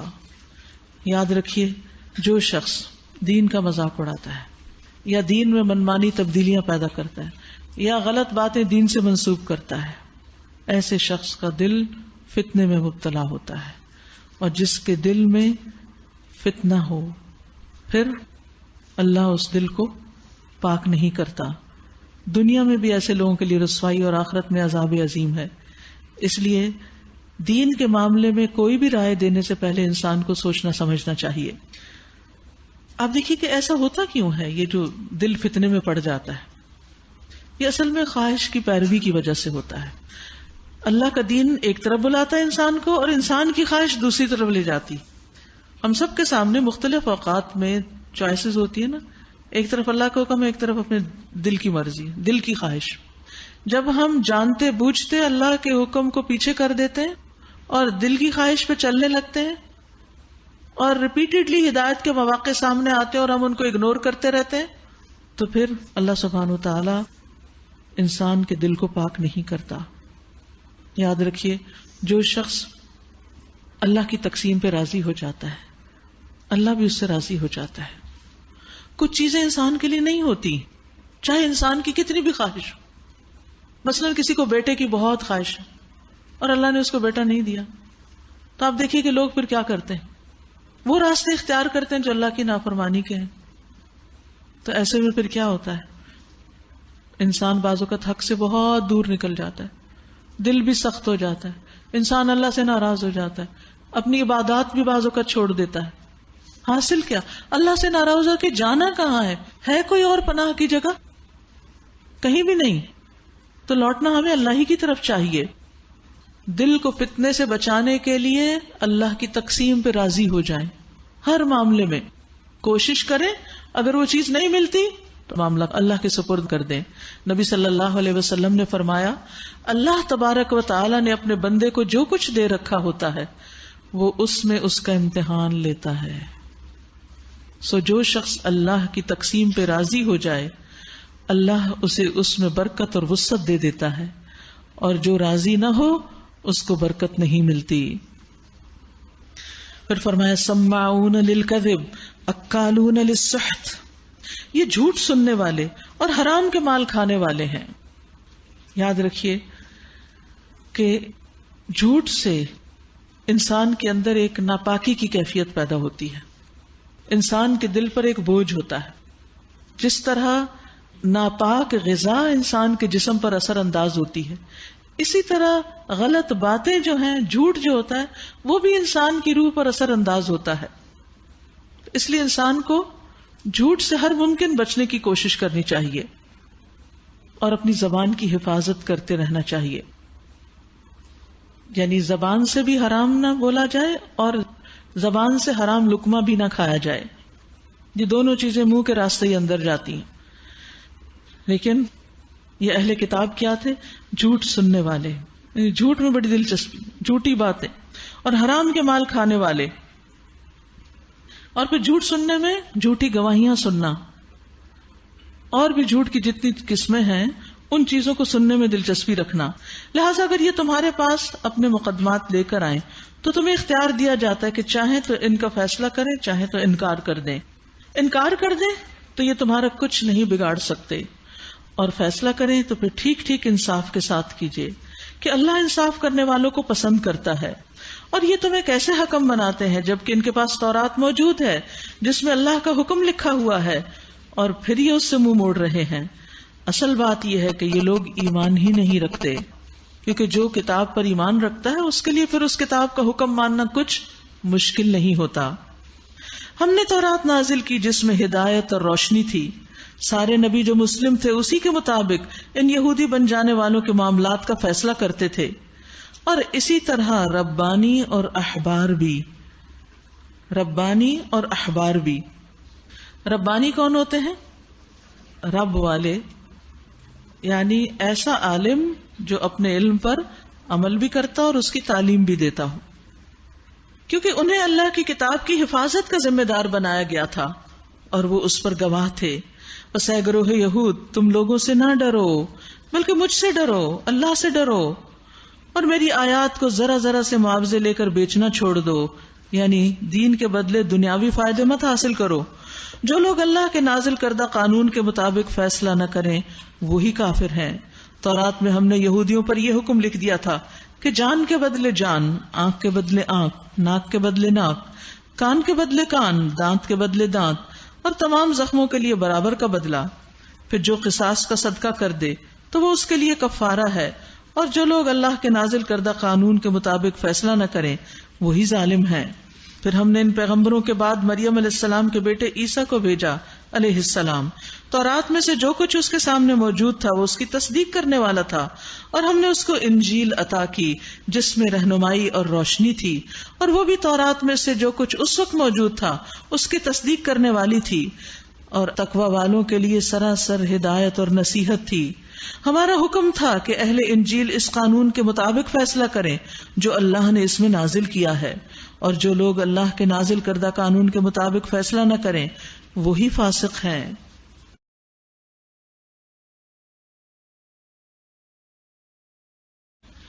اے محمد صلی اللہ علیہ وسلم، ہم نے آپ کی طرف یہ کتاب بھیجی، یعنی قرآن مجید، جو حق لے کر آئی ہے، اور الکتاب میں سے جو کچھ اس کے آگے موجود ہے اس کی تصدیق کرنے والی ہے، یعنی پچھلی کتابوں کی تصدیق کرتی ہے، اور اس کی محافظ و نگہبان ہے. جی ہاں، یعنی یہ قرآن مجید کی خاص صفت ہے کہ یہ پچھلی کتابوں کی حفاظت کرنے والی، یعنی اس میں جو لوگوں نے تبدیلیاں کر دی ان میں سے جو ضروری احکامات تھے ان کو صحیح طور پر اس میں درج کر دیا گیا ہے. اس کی محافظ و نگہبان ہے. لہذا تم اللہ کے نازل کردہ قانون کے مطابق لوگوں کے معاملات کا فیصلہ کرو، اور جو حق تمہارے پاس آیا ہے اس سے منہ موڑ کر ان کی خواہشات کی پیروی نہ کرو. بار بار یہ منع کیا جاتا ہے کہ خواہشات کی پیروی نہ کرو. یعنی اللہ سبحانہ وتعالیٰ نے نبی صلی اللہ علیہ وسلم کو مشرکین اور اہل کتاب کی خواہشات کی پیروی کرنے سے منع کیا ہے. یعنی اللہ سبحانہ وتعالیٰ نے آپ کو منع کیا کہ آپ مشرکین اور اہل کتاب کی خواہشات کی پیروی نہ کریں، کیونکہ خواہشات کی پیروی انسان کو اکثر حق سے دور کر دیتی ہے اور گمراہ کر دیتی ہے. ہم نے تم میں سے ہر ایک کے لیے ایک شریعت اور ایک راہ عمل مقرر کی ہے. اگرچہ تمہارا رب چاہتا تو تم سب کو ایک امت بھی بنا سکتا تھا، یعنی اللہ چاہتا تو تمہیں ایک امت بنا سکتا تھا، لیکن اس نے یہ اس لیے کیا کہ جو کچھ اس نے تم لوگوں کو دیا ہے اس میں وہ تمہاری آزمائش کرے. لہذا بھلائیوں میں ایک دوسرے سے سبقت لے جانے کی کوشش کرو. فاستبقوا الخیرات. پھر دوبارہ آیا ہے آخر کار تم سب کو اللہ کی طرف پلٹ کر جانا ہے، پھر وہ تمہیں اصل حقیقت بتا دے گا جس میں تم اختلاف کرتے رہے ہو. پس اے محمد صلی اللہ علیہ وسلم آپ اللہ کے نازل کردہ قانون کے مطابق ان لوگوں کے معاملات کا فیصلہ کیجئے اور ان کی خواہشات کی پیروی نہ کیجئے. ہوشیار رہیے کہ یہ لوگ آپ کو فتنے میں ڈال کر اس ہدایت سے ذرہ برابر منحرف نہ کرنے پائیں جو اللہ نے آپ کی طرف نازل کی. پھر اگر یہ اس سے منہ موڑ لیں تو جان لیجئے کہ اللہ نے ان کے بعض گناہوں کی وجہ سے ان کو مصیبت میں مبتلا کرنے کا ارادہ کر لیا ہے. گناہوں کی وجہ سے مصیبت میں مبتلا کرنے کا ارادہ کر لیا ہے. اور یہ حقیقت ہے کہ ان لوگوں میں سے اکثر فاسق ہیں. کیا یہ جاہلیت کا فیصلہ چاہتے ہیں؟ جاہلیت کیا ہے؟ اسلام کے قوانین کے خلاف کوئی بھی قانون جاہلیت کا قانون ہے. حالانکہ جو لوگ اللہ پر یقین رکھتے ہیں ان کے نزدیک اللہ سے بہتر فیصلہ کرنے والا کوئی نہیں. جاہلیت کا لفظ جو ہے نا یہ اسلام کے اپوزٹ استعمال ہوتا ہے. یعنی جو چیزیں درست نہیں تھیں دور جاہلیت میں اسلام نے ان کو ریکٹیفائی کیا، درست کیا. اب اگر کوئی اسلام کے طریقے کو چھوڑ کے پرانے جاہلیت کے طریقوں کو اختیار کرے گا تو وہ اللہ کے یہاں قابل قبول نہیں. یا ایھا الذین آمنوا لا تتخذوا اليہود والنصارى اولیاء بعضهم اولیاء بعض. اے لوگو جو ایمان لائے ہو یہود و نصارہ کو اپنا رفیق نہ بناؤ، یہ آپس میں ہی ایک دوسرے کے دوست ہیں، اور اگر تم میں سے کوئی ان کو اپنا رفیق بناتا ہے تو اس کا شمار بھی پھر انہی میں ہے. یقیناً اللہ ظالموں کو اپنی رہنمائی سے محروم کر دیتا ہے. اصل میں بات یہ تھی کہ جو منافقین تھے ان کے جو پرانے تعلقات تھے، جیسے یہودی قبائل کے ساتھ جو ان کے حلیفانہ تعلقات تھے، وہ ان کو ختم نہیں کر رہے تھے. آپ کو یاد ہوگا کہ جب نبی صلی اللہ علیہ وسلم نے بنو قینقاع کے بارے میں فیصلہ کیا تو عبداللہ بن ابی نے ان کو پیغام بھیجا کہ محمد صلی اللہ علیہ وسلم اگر تمہیں یہ جگہ چھوڑنے کے لیے کہیں تو تم مت نکلنا، ہم تمہارا ساتھ دیں گے. اور وہ بظاہر مسلمان تھا. تو یہاں حکم دیا جا رہا ہے کہ محمد رسول اللہ صلی اللہ علیہ وسلم کو چھوڑ کر تم ان سے دوستی کرتے ہو. اگر تم میں سے کوئی ان کو اپنا رفیق بناتا ہے تو اس کا شمار بھی پھر انہی میں ہے. یقیناً اللہ ظالموں کو اپنی رہنمائی سے محروم کر دیتا ہے. تم دیکھتے ہو کہ جن کے دلوں میں نفاق کی بیماری ہے وہ انہی میں دوڑ دھوپ کرتے ہیں. کہتے ہیں ہمیں ڈر لگتا ہے کہ ہم کسی مصیبت کے چکر میں نہ پھنس جائیں. یعنی ہم ان لوگوں سے ڈرتے ہیں اس لیے ان سے دوستی کا دعویٰ کرتے ہیں. مگر دور نہیں کہ اللہ جب تمہیں فیصلہ کن فتح بخشے گا یا اپنی طرف سے کوئی اور بات ظاہر کرے گا تو یہ لوگ اپنے اس نفاق پر جسے یہ دلوں میں چھپائے ہوئے ہیں نادم ہوں گے. اور پھر ہوا یہی نا کہ نبی صلی اللہ علیہ وسلم نے ان میں سے کچھ کو جلاوطن کر دیا اور کچھ ان میں سے قتل ہوئے. تو پھر فرمایا کہ وہ وقت آنے والا ہے کہ جب یہ اپنی اس دوستی پر نادم ہوں گے اور اس نفاق پر جو دلوں میں چھپائے ہوئے ہیں. اور اس وقت اہل ایمان کہیں گے کیا یہ وہی لوگ ہیں جو اللہ کے نام سے کڑی کڑی قسمیں کھا کے یقین دلاتے تھے کہ ہم تمہارے ساتھ ہیں؟ ان کے سب اعمال ضائع ہو گئے اور آخر کار یہ ناکام و نامراد ہو کر رہے. یا ایھا الذین آمنوا من یرتد منکم عن دینہ فسوف یأتی اللہ بقوم یحبهم ویحبونہ. اے لوگوں جو ایمان لائے ہو اگر تم میں سے کوئی اپنے دین سے پھرتا ہے، دین کو چھوڑ دینا چاہتا ہے تو پھر جائیں. اللہ اور بہت سے ایسے لوگ پیدا کر دے گا جو اللہ کو محبوب ہوں گے اور اللہ ان کو محبوب ہوگا. یعنی وہ اللہ سے محبت کرتے ہوں گے اور اللہ تعالیٰ ان سے محبت کرے گا. جو مومنوں پر نرم اور کفار پر سخت ہوں گے، جو اللہ کی راہ میں جد و جہد کریں گے اور کسی ملامت کرنے والے کی ملامت سے نہ ڈریں گے. یہ اللہ کا فضل ہے، جسے چاہتا ہے عطا کرتا ہے. اللہ وسیع ذرائع کا مالک ہے اور اللہ سب کچھ جانتا ہے. انما ولیکم اللہ ورسولہ، تمہارے دوست تو حقیقت میں صرف اللہ اور اس کا رسول اور وہ اہل ایمان ہیں جو نماز قائم کرتے ہیں. تو ایمان کی پہچان کیا بتائی گئی؟ نماز قائم کرنا، زکوٰۃ دیتے ہیں اور اللہ ہی کے آگے جھکنے والے ہیں. اور جو اللہ اور اس کے رسول اور اہل ایمان کو اپنا دوست بنا لے اس کو معلوم ہو کہ اللہ ہی کی جماعت غالب آنے والی ہے.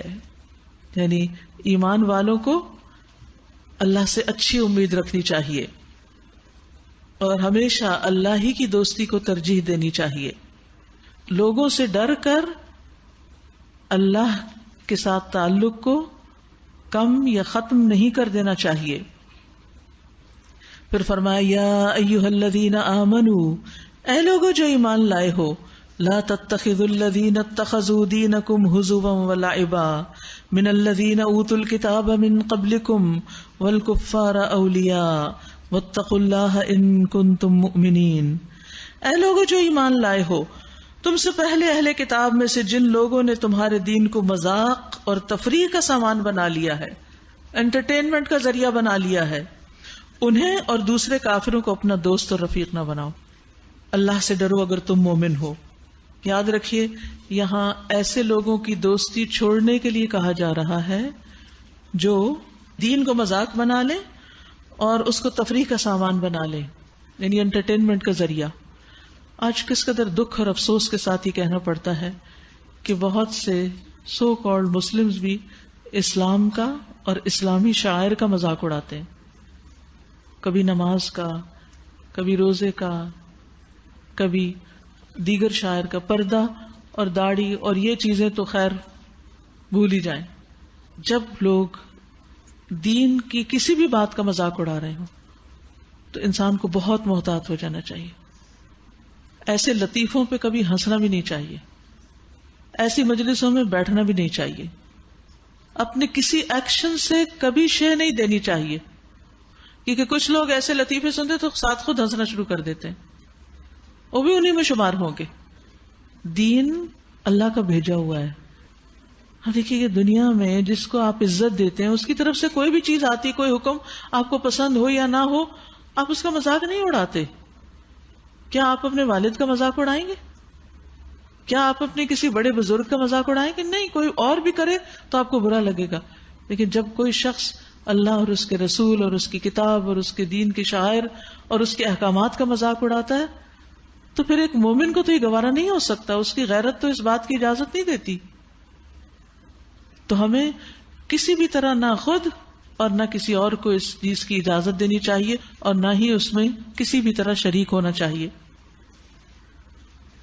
اور کیا کرتے ہیں؟ وَإِذَا نَادَيْتُمْ إِلَى الصَّلَاةِ اتَّخَذُوهَا هُزُوًا وَلَعِبًا. جب تم نماز کے لیے آذان دیتے ہو، منادی کرتے ہو، تو وہ اس کا مذاق اڑاتے ہیں، آذان کا مذاق، اور اس سے کھیلتے ہیں. اس کی وجہ یہ ہے کہ وہ عقل نہیں رکھتے. ویسے بھی آپ دیکھیے کہ مذاق جو ہے، مذاق کرنا اور بہت زیادہ مذاق کرنا، یہ عقل کی کمی کی نشانی ہے. سمجھدار میچور شخص ہر وقت مذاق کرنے اور اڑانے کا شوق نہیں رکھتا، وہ اس کی دلچسپی نہیں ہوتی. پیچھے بھی آپ دیکھیے اللہ سبحانہ وتعالیٰ نے ان کو سفہاء کہا جنہوں نے اللہ کے احکامات پر اعتراض کیا. سَيَقُولُ السُّفَهَاءُ مِنَ النَّاسِ مَا وَلَّاهُمْ عَنْ قِبْلَتِهِمُ الَّتِي كَانُوا عَلَيْهَا. کہ قبلہ کیوں تبدیل ہو گیا ہے؟ تو یہ بے وقوف لوگ جلد ہی تم پر اعتراض کریں گے.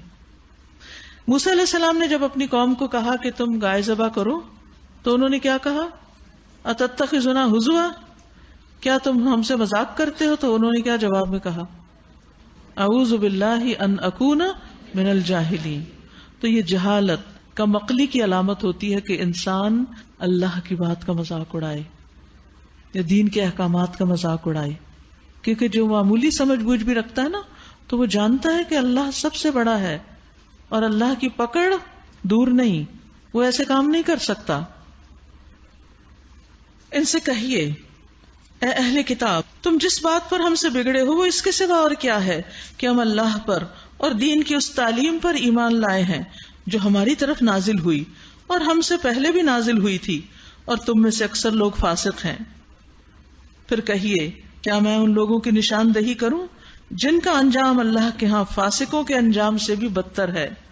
وہ جن پر اللہ نے لعنت کی، جن پر اس کا غضب ٹوٹا، جن میں سے بندر اور سور بنائے گئے، جنہوں نے طاغوت کی بندگی کی، ان کا درجہ اور بھی زیادہ برا ہے اور وہ سیدھی راہ سے بہت زیادہ بھٹکے ہوئے ہیں. یہ جب تم لوگوں کے پاس آتے ہیں تو کہتے ہیں کہ ہم ایمان لائے، حالانکہ کفر لیے ہوئے آئے تھے اور کفر ہی لیے ہوئے واپس گئے. اللہ خوب جانتا ہے جو کچھ یہ دلوں میں چھپائے ہوئے ہیں. تم دیکھتے ہو کہ ان میں سے بکثرت لوگ گناہ اور ظلم و زیادتی کے کاموں میں بھاگے دوڑے پھرتے ہیں اور حرام کے مال کھاتے ہیں. بہت بری حرکات ہیں جو یہ کر رہے ہیں. کیوں ان کے علماء اور مشائخ انہیں گناہ پر زبان کھولنے اور حرام کھانے سے نہیں روکتے؟ علماء کی یہ ذمہ داری ہے، مشائخ کی ذمہ داری ہے کہ جب لوگ اس طرح کے کام کر رہے ہوں، کون سے؟ گناہ کے کام، ظلم اور زیادتی کے کام، حرام کھا رہے ہوں اور بری حرکتیں کر رہے ہوں، تو ان کا فرض بنتا ہے کہ ان کو روکیں.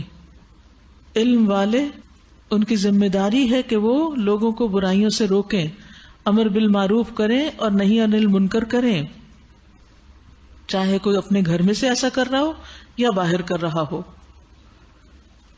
کیونکہ آگے آپ دیکھیے اللہ سبحانہ وتعالیٰ فرماتے یقیناً بہت ہی برا کارنامہ زندگی ہے جو وہ تیار کر رہے ہیں. لبئس ما کانوا یصنعون، جو روکتے نہیں وہ بہت برا کر رہے ہیں.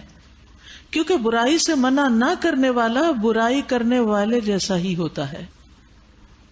یعنی اگر کوئی شخص کسی کو برا کرتا دیکھتا ہے اور اس کو منع ہی نہیں کرتا، روکتا ہی نہیں، تو اس کا مطلب ہے کہ وہ اس کے ساتھ اگری کر رہا ہے، ورنہ تو وہ اس کو روکتا. تو یہ ایسا ہی ہے جیسے وہ خود ارتکاب کر رہا ہو. جس طرح ایک نیکی کرنے والے کو دیکھ کر انسان سوچتا ہے کاش میں بھی یہ کرتا، یا اس کی تعریف کرتا ہے، اس کو اپروو کرتا ہے، تو اس کا بھی اجر لکھ لیا جاتا ہے، اس کی نیت کا، اس کے شوق کا، اس کے ارادے کا. تو یہاں ان علماء کو اللہ سبحانہ وتعالیٰ ایک طرح سے ڈانٹ رہے ہیں کہ جو امر بالمعروف اور نہی عن المنکر کا فریضہ چھوڑے ہوئے ہیں. نبی صلی اللہ علیہ وسلم نے فرمایا جب زمین میں کوئی نافرمانی کی جائے تو اس میں حاضر شخص اس کو برا جانے اور اس کا انکار کر دے تو وہ ایسے ہوگا جیسے اس گناہ سے غائب رہا. لیکن جو غائب تھا مگر اس نے اس نافرمانی کو پسند کیا تو وہ ایسا ہوگا جیسے اس میں حاضر تھا، شریک تھا. کہیں بھی کوئی ظلم کرے، زیادتی کرے، ہمیں کبھی بھی اس سے اگری نہیں کرنا چاہیے اور اس کو ناپسند کرنا چاہیے، اور جہاں موقع ہو اس کو کنڈیم کرنا چاہیے. لیکن اس کا یہ مطلب نہیں ہے کہ ہم ہر وقت صرف بیٹھ کے لوگوں پہ تنقید ہی کرتے رہیں. ایسے ظلم اور زیادتیوں کے خاتمے کے لیے بھی کوشش کریں، خاص طور پر وہ لوگ جن کے پاس کچھ اختیار ہو. وقالت الیہود ید اللہ مغلولہ، یہود کہتے ہیں اللہ کے ہاتھ بندھے ہوئے ہیں. نعوذ باللہ. یعنی مراد کیا ہے اس سے کہ اللہ تعالیٰ بخیل ہے، دیتا نہیں. غلت ایدیہم، باندھے گئے ان کے ہاتھ. ولعنوا بما قالوا، اور لعنت کیے گئے اس بات کی وجہ سے جو انہوں نے کہی. بل یداہ مبسوطتان، بلکہ اس کے ہاتھ تو پھیلے ہوئے ہیں، یعنی اللہ کے ہاتھ تو کشادہ ہیں، جس طرح چاہتا ہے خرچ کرتا ہے. حدیث میں آتا ہے کہ اللہ کا دایاں ہاتھ بھرا ہوا ہے، دن رات خرچ کرتا ہے لیکن اس میں کوئی کمی نہیں آتی. ذرا دیکھو جب سے زمین و آسمان اس نے پیدا کیے وہ خرچ ہی کر رہا ہے لیکن اس کے ہاتھ کے خزانے میں کمی نہیں آئی. اور پھر آپ دیکھیے کہ لوگ جو ایسی باتیں کرتے ہیں تو اللہ سبحانہ وتعالیٰ کتنا بردبار ہے کہ ایسی باتیں سن کر بھی انہیں مہلت دیتا ہے اور انہیں بیکار نہیں چھوڑتا. اللہ سے بڑھ کر کوئی صبر کرنے والا نہیں. حدیث میں آتا ہے تکلیف دہ بات سن کر اللہ سے زیادہ صبر کرنے والا کوئی نہیں. اسی لیے اس کو الصبور بھی کہا جاتا ہے، بہت زیادہ صبر کرنے والا. فرمایا لوگ اس کا بیٹا ہونے کا دعویٰ کرتے ہیں اور اس کا ہمسر بنا دیتے ہیں، پھر بھی وہ انہیں عافیت دیتا ہے اور ان کی حفاظت کرتا ہے، ان کو رزق دیتا ہے اور انہیں نعمتیں عطا کرتا ہے. یعنی لوگ اللہ سبحانہ وتعالیٰ کے بارے میں کیسی کیسی گستاخیاں نہیں کرتے، کیسا کیسا شرک نہیں کرتے، اس کے باوجود وہ ان کو دیتا چلا جا رہا ہے، دیتا چلا جا رہا ہے. اللہ کے ہاتھ کشادہ ہیں، جس طرح چاہتا ہے خرچ کرتا ہے. حقیقت یہ ہے کہ جو کلام تمہارے رب کی طرف سے تم پر نازل ہوا ہے وہ ان میں سے اکثر لوگوں کی سرکشی اور باطل پرستی میں الٹے اضافے کا موجب بن گیا ہے، اور اس کی پاداش میں ہم نے ان کے درمیان قیامت تک کے لیے عداوت اور دشمنی ڈال دی ہے.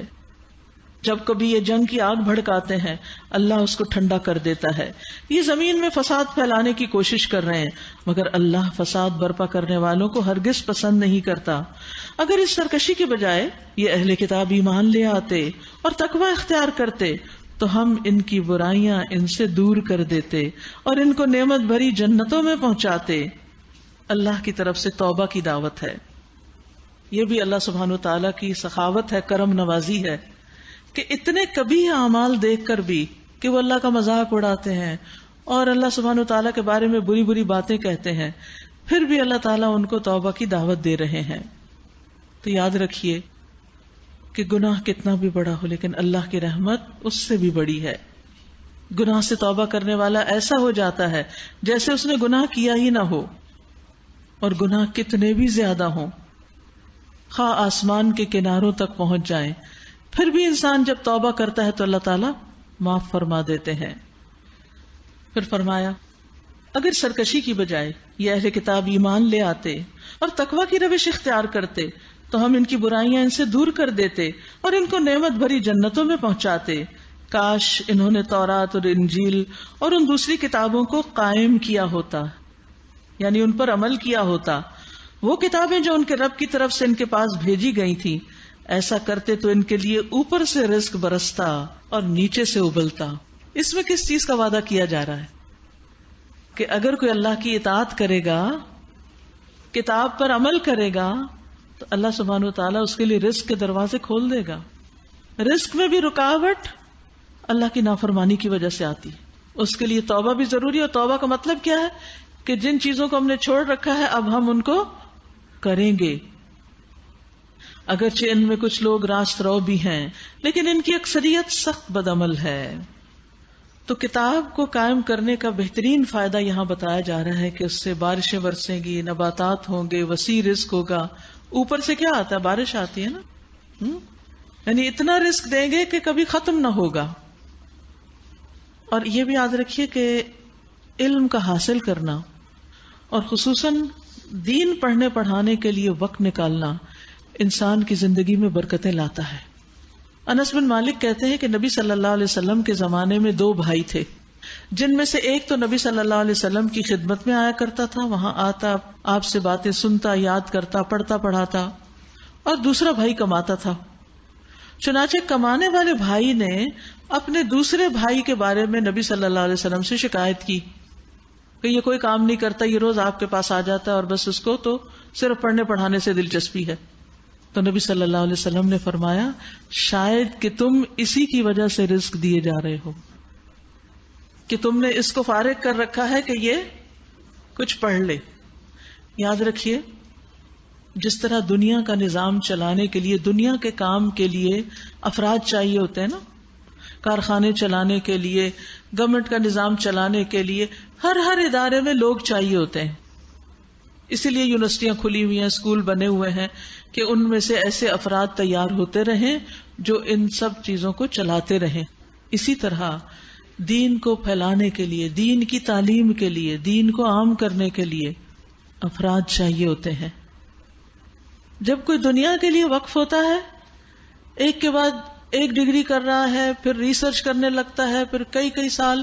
اب دیکھیے ایک ڈاکٹر جب ڈاکٹر بنتا ہے انسانوں کے علاج کے لیے تو کیسی محنت کرتا ہے، اور 4-5 سال MBBS کرنے کے بعد پھر ہاؤس جاب اور پھر ریزیڈنسی اور پھر کیا سے کیا نہیں ہوتا رہتا.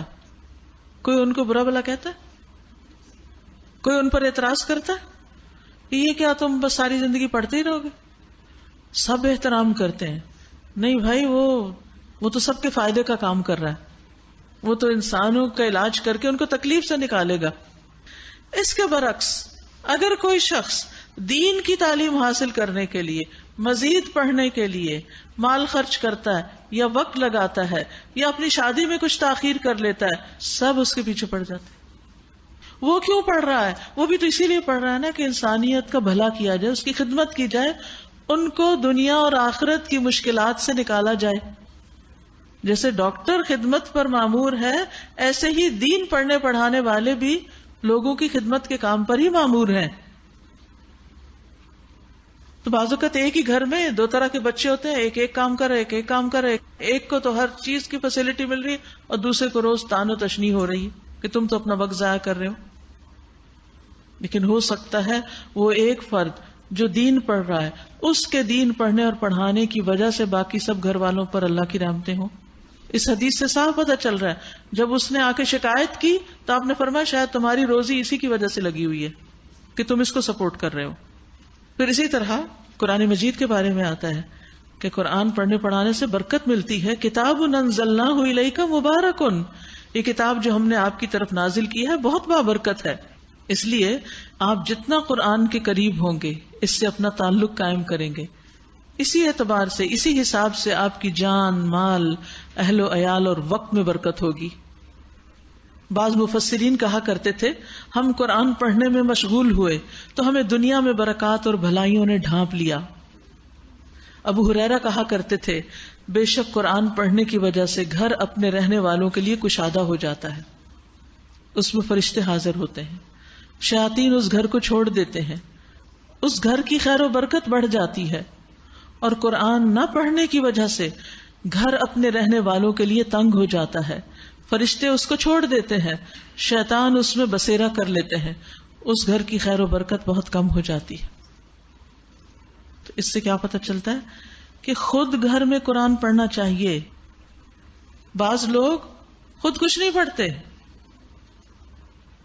صرف محلے کی مسجد سے چھوٹے چھوٹے بچوں کو بلا کر ان کو بٹھا کے ان سے پڑھوا کے ان کو کھانا کھلا کے بس اسی کو کافی سمجھتے کہ برکت آ گئی.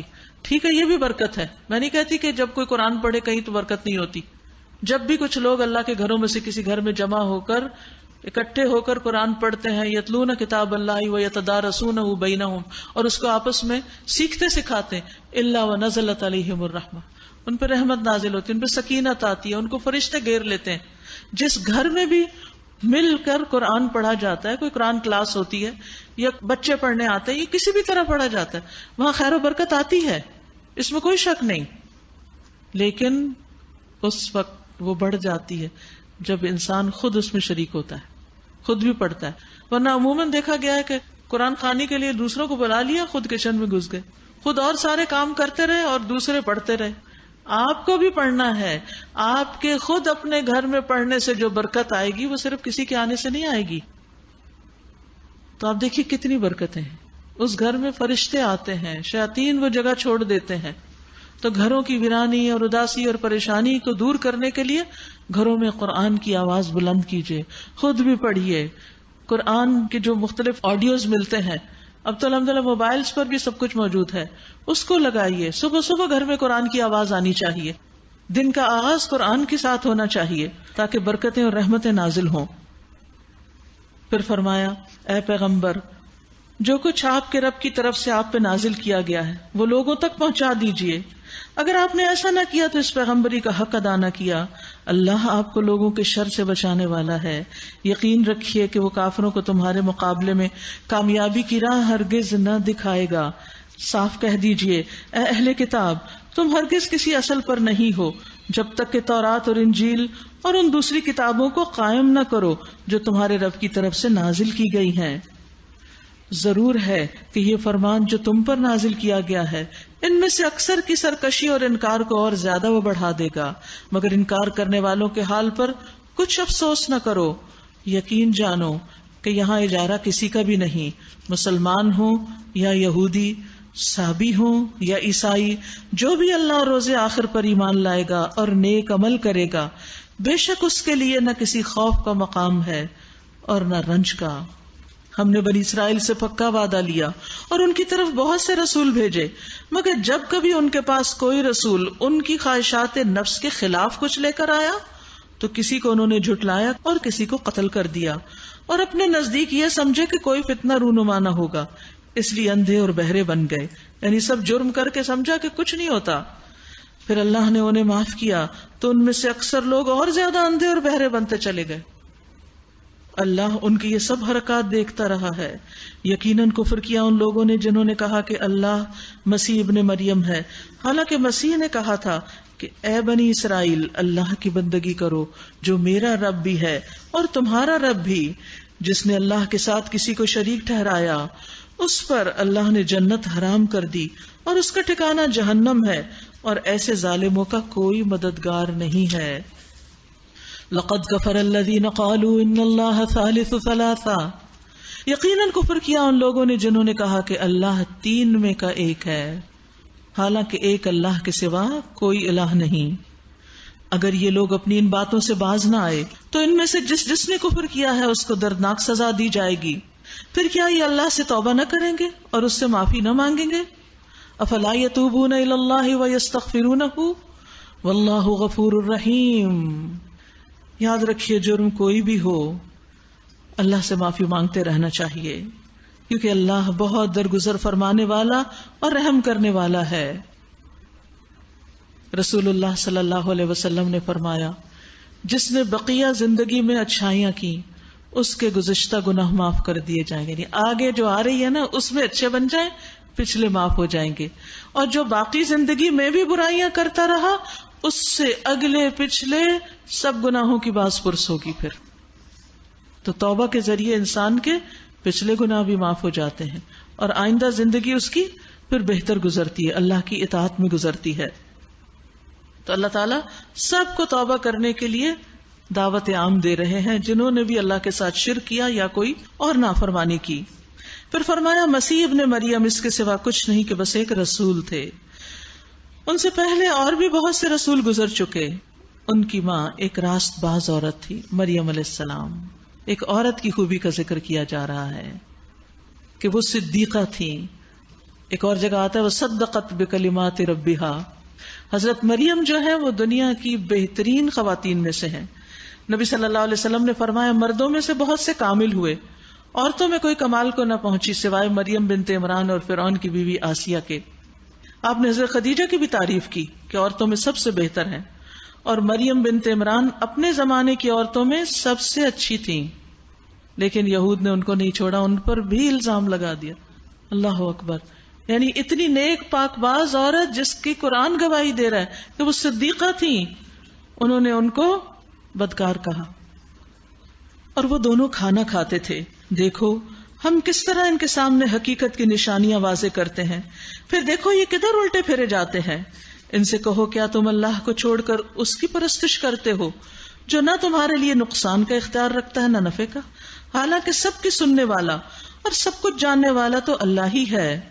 کہو اے اہل کتاب اپنے دین میں ناحق غلو نہ کرو اور ان لوگوں کے تخیلات کی پیروی نہ کرو جو تم سے پہلے خود گمراہ ہوئے اور بہتوں کو گمراہ کیا اور سیدھی راہ سے بھٹک گئے. بنی اسرائیل میں سے جن لوگوں نے کفر کی راہ اختیار کی ان پر داؤد اور عیسیٰ ابن مریم کی زبان سے لعنت کی گئی، کیونکہ وہ سرکش ہو گئے تھے، زیادتیاں کرنے لگے تھے. انہوں نے ایک دوسرے کو برے کاموں کے ارتکاب سے روکنا چھوڑ دیا تھا، برائی سے نہ روکتے تھے. یعنی جو شخص برائی دیکھے اور پھر نہ روکے وہ پھر اسی میں شمار ہو جاتا ہے. انہوں نے امر بالمعروف اور نہی عن المنکر چھوڑ دیا. برا طرز عمل تھا جو انہوں نے اختیار کیا. آج تم ان میں بکثرت ایسے لوگ دیکھتے ہو جو اہل ایمان کے مقابلے میں کفار کی حمایت اور رفاقت کرتے ہیں. یقیناً بہت برا انجام ہے جس کی تیاری ان کے نفسوں نے ان کے لیے کی ہے. اللہ ان پر غضبناک ہو گیا ہے اور وہ دائمی عذاب میں مبتلا ہونے والے ہیں. اگر فی الواقع یہ لوگ اللہ اور پیغمبر اور اس چیز کے ماننے والے ہوتے جو پیغمبر پر نازل ہوئی تھی تو کبھی اہل ایمان کے مقابلے میں کافروں کو اپنا رفیق نہ بناتے، لیکن ان میں سے اکثر لوگ فاسق ہیں. تم اہل ایمان کی دشمنی میں سب سے زیادہ سخت یہود اور مشرکین کو پاؤ گے، اور ایمان لانے والوں کے لیے دوستی میں قریب تر ان لوگوں کو پاؤ گے جنہوں نے کہا تھا کہ ہم نصارہ ہیں. یہ اس وجہ سے ہے کہ ان میں عبادت گزار عالم اور تارک دنیا فقیر پائے جاتے ہیں اور ان میں غرور نفس نہیں. اللہ سبحانہ وتعالیٰ نے اس بنا پر ان کی تعریف کی کہ ان کے اندر تکبر نہیں اور ان کے اندر قسیسین اور رہبان ہیں. یاد رکھیے زہد، علم اور عبادت کے درمیان ایک خوبصورت تعلق قائم کیا گیا ہے. زہد ہوتا ہے دنیا سے بے رغبتی. زہد کے ساتھ جب انسان علم اور عبادت کی طرف لگتا ہے تو دل کی سختی ختم ہو جاتی ہے اور انسان کے اندر سے شدت ختم ہو جاتی ہے. ورنہ بہت بڑے بڑے علم والے بعض اوقات انتہائی سخت مزاج دکھائی دیتے ہیں. آپ نے دیکھا ہوگا کہ جو جو علم بڑھتا سختی ان کی بڑھتی چلی جاتی، جتنا جتنا دین میں آتے اتنا اتنا اور سخت ہو جاتے ہیں. تو دین والوں کو نرمی کی ضرورت ہے. اسی کی اللہ سبحانہ وتعالیٰ تعریف کرتے ہیں. وآخر دعوانا ان الحمد للہ رب العالمین. آج ہم نے وضو کے بارے میں پڑھا تو وضو کے لیے نبی صلی اللہ علیہ وسلم نے مسواک کو بہت پسند کیا ہے کہ اگر میری امت کے لیے مشکل نہ ہوتا تو میں ہر نماز کے ساتھ انہیں مسواک کا حکم دیتا. تو مسواک کی فضیلت پر بہت زبردست یہ پیمفلٹ ہے. اوتھینٹک احادیث کے ساتھ آپ خود بھی اور دوسروں کو بھی اس سنت کی طرف راغب کر سکتے ہیں. اسی طرح پانی آج کا بہت بڑا مسئلہ ہے. پانی بچائیے، خود بھی اور دوسروں کو بھی اس کی ترغیب دیجیے تاکہ اللہ کی باقی مخلوق کو بھی پانی ملتا رہے. تو اس پر بھی یہ کچھ تحریر ہے اور اس میں کچھ طریقے بتائے گئے ہیں. یہ چیزیں آپ کے لیے بھی ہیں اور دوسروں کے لیے بھی. بہترین تحفہ علم کا تحفہ ہوتا ہے جو انسان کے لیے صدقہ جاریہ بنتا ہے. تو اگر آپ ایک ایک پمفلٹ بھی کسی کو آگے دیتے ہیں، آگے رمضان کے گفٹ دینے، آپ کو عید کے گفٹ دینے ہیں، تو کھجوروں کے ساتھ اور چیزوں کے ساتھ آپ ان کو بھی دے سکتے ہیں. اللہ سبحانہ وتعالی ہمیں عمل کی توفیق عطا فرمائے. وآخر دعوانا ان الحمد للہ رب العالمین. سبحانک اللہم وبحمدک، اشہد ان لا الہ الا انت، استغفرک واتوب الیک. السلام علیکم ورحمۃ اللہ وبرکاتہ.